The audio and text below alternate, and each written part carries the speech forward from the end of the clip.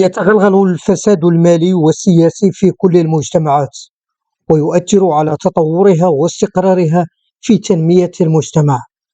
وتعتبر جبهة فاضح الفساد بالمغرب أنه ظاهرة معقدة تتألف من سلسلة مترابطة من العلاقات الغير الأخلاقية بين أفراد المجتمع، حيث يعمل كل عنصر على تغذية الفساد بشكل آخر، مما يؤدي إلى نظام فساد متكامل يصعب القضاء عليه، بحيث أن الفساد يكلف 500 مليار درهم سنويا حسب رئيس النزاهة والوقاية من الرشوة، وهذا رقم ضخم بشكل كبير.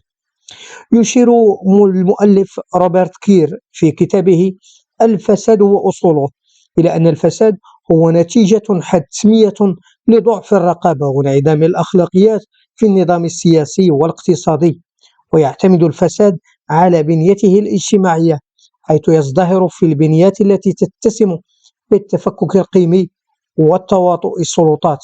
يصف كلير الفساد المالي والسياسي بأنه شبكة معقدة تديرها المصالح المتبادلة، حيث يفسد المسؤولون من أجل تأمين مكاسبهم الشخصية، ويتغذى هذا الفساد من خلال دعم من يملكون السلطة الاقتصادية والسياسية.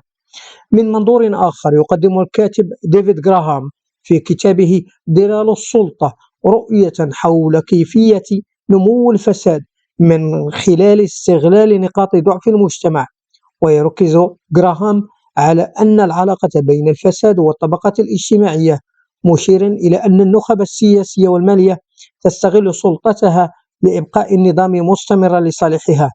ويرى غراهام أن المفسدين يعتمدون على استغلال الثغرات القانونية واستخدام نفوذهم لفرض هيمنتهم على الأفراد والمؤسسات. يتفق الكثيرون على أن الفساد ليس مجموعة أفعال غير أخلاقية، بل هو عملية ديناميكية قائمة على التأثير المتبادل بين المفسدين والفساد نفسه. وتتغذى بنية الفساد من خلال تواطؤ مختلف الأطراف، من بينها القادة السياسيين والمؤسسات الاقتصادية الذين يعملون على تثبيت قواعد اللعبة بما يخدم مصالحهم. هذه العلاقات المترابطة تجعل من الفساد كيانا قويا يزداد تعقيدا مع مرور الوقت. يوضح المؤلف أيضا أن الفساد يتطور من خلال قبول المجتمع عليه كواقع لا يمكن تغييره، ويصبح الفساد تدريجيا جزءا من الثقافة المجتمعية، مما يسهم في استمراره وانتشار دائرته. تستفيد الطبقات المهيمنة من هذا الوضع من خلال تعميق الفجوة بين القوى السياسية والاقتصادية والأفراد، مما يضمن استمرارية بنية الفساد وإرسائها وتطور أساليبها.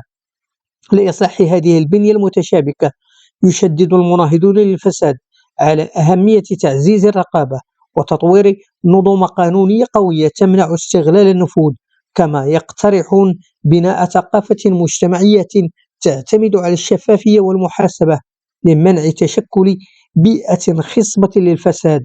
في النهاية، يتطلب القضاء على الفساد تعاونا مجتمعيا شاملا، حيث يكون كل فرد مسؤولا عن رفض الممارسات الفاسدة والعمل على تعزيز بيئة مستقيمة ونزيهة. وبهذا يمكن فهم بنية الفساد كظاهرة لا تعتمد فقط على المفسدين، بل تتطلب ظروفا اجتماعية وثقافية معينة التي تزدهر، ويتطلب التصدي لهذه الظاهرة إدراكا عميقا للبنية التي تدعم الفساد والعمل الجماعي لتفكيكها. قبل ما تخرجوا ما تنسوش تابوناو في لاشين يوتيوب وبارطاجيو الفيديو مع أصحابكم في مواقع التواصل الاجتماعي، وما تنسوش ديروا جيم. قبل ما تخرجوا ما تنسوش تابوناو في لاشين يوتيوب وبارطاجيو الفيديو مع أصحابكم في مواقع التواصل الاجتماعي، وما تنسوش ديروا جيم.